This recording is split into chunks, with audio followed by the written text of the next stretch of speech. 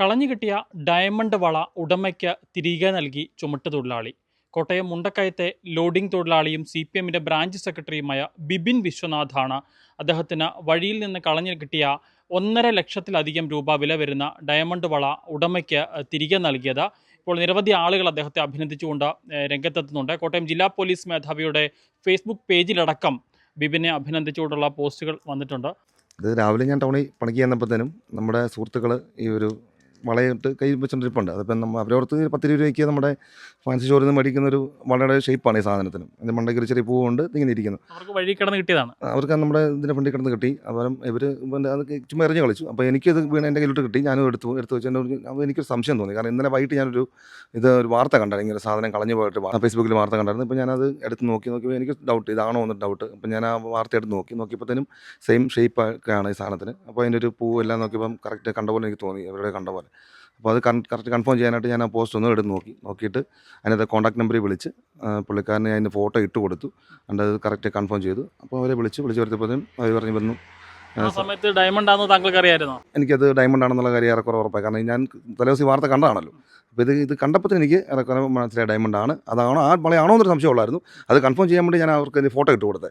അന്നേരം അവർ പറഞ്ഞു അത് തന്നെയാണ് എന്ന് കൺഫേം പറഞ്ഞപ്പോഴത്തേനും വന്ന് മേടിച്ചുകൊണ്ട് പോകുമ്പോൾ അങ്ങനെ വരുമ്പോഴത്തേനും അവർ വന്നു. നമ്മളെ സ്ഥലത്ത് വെച്ചപ്പോൾ ഞാൻ നിൽക്കുന്ന സ്ഥലത്ത് വന്നപ്പോഴത്തേനും പണി ചെയ്തുകൊണ്ടിരിക്കുകയായിരുന്നു. അപ്പോൾ അവിടെ വന്നപ്പോൾ ഞാൻ ഇത് വള കൊടുത്തപ്പോൾ അവർ പറഞ്ഞു അത് പറ്റില്ല, നമുക്ക് സ്റ്റേഷനിൽ വെച്ചൊരു കൈമാറുന്ന ഒരു ഫോട്ടോ എടുക്കണം എന്ന് പറഞ്ഞുകൊണ്ട് സ്റ്റേഷനിലോട് വിളിച്ചുകൊണ്ട് പോയി. അവിടെ നിന്ന് കൊടുത്തപ്പോൾ ആണ് ഒരു ഫോട്ടോ എടുത്തതാണ് ഇത്രയും.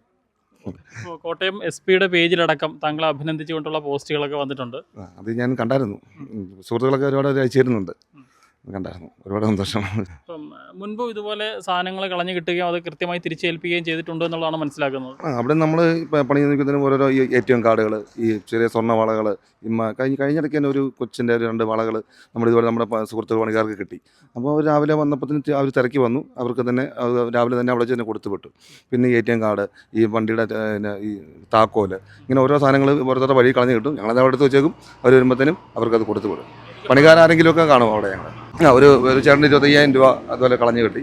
അത് അവിടെ പുള്ളി തപ്പി വന്നപ്പോഴത്തേനും അത് അവരോട് കൊടുത്തു വിട്ടു.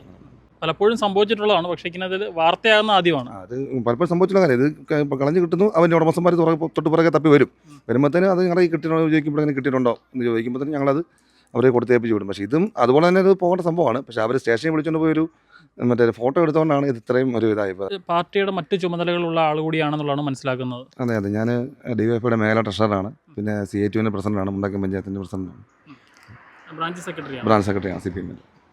അപ്പം നിരന്തരം ഇത്തരം വിഷയങ്ങളൊക്കെ ഇടപെട്ട് നിൽക്കുന്ന ആൾ കൂടിയാണ്. അതെ, നാട്ടിൽ എന്തൊരു വിഷയം വന്നാലും നമ്മൾ ഇടപെടണമല്ലോ. അപ്പം നമ്മുടെ ഒരു പ്രസ്ഥാനത്തിൻ്റെ ഒരു ഇതാണല്ലോ, നാട്ടിൽ എന്താവശ്യം വന്നാലും ഇടപെടണം. ഇടപെട്ട് നിൽക്കുന്നൊരു ആൾ തന്നെയാണ്. ഡയമണ്ട് വളയാണ്, 1.5 ലക്ഷത്തിലധികം രൂപ അതിന് വിലയുണ്ട്. ആ വള തിരികെ ലഭിച്ചപ്പോൾ അതിൻ്റെ ഉടമയുടെ ഒരു പ്രതികരണം അല്ലെങ്കിൽ അവരുടെ ഒരു റെസ്പോൺസ് എന്തായിരുന്നു? അവർ വളരെ സന്തോഷമായി. കാരണം അത് പോയി എന്നാണ് വിചാരിച്ചിരുന്നത്. പക്ഷെ നമുക്ക് ഇപ്പം ഇത് ആ വാർത്ത ഞാൻ കണ്ടില്ലായിരുന്നെങ്കിൽ ചിലപ്പോൾ ഞാനത് ശ്രദ്ധിക്കില്ല. കാരണം നമ്മളാണെങ്കിൽ പോലും അതൊരു ചോറ് മേടിച്ച് മല നിർത്തി കളയത്തുള്ളൂ. തൂത്തോണ്ട് വരുന്നവർ അത് തൂത്ത് വാരി എവിടെയെങ്കിലും കൊണ്ട് കളയത്തുള്ളൂ. ഒരിക്കലും അതിനത് കിട്ടത്തില്ല.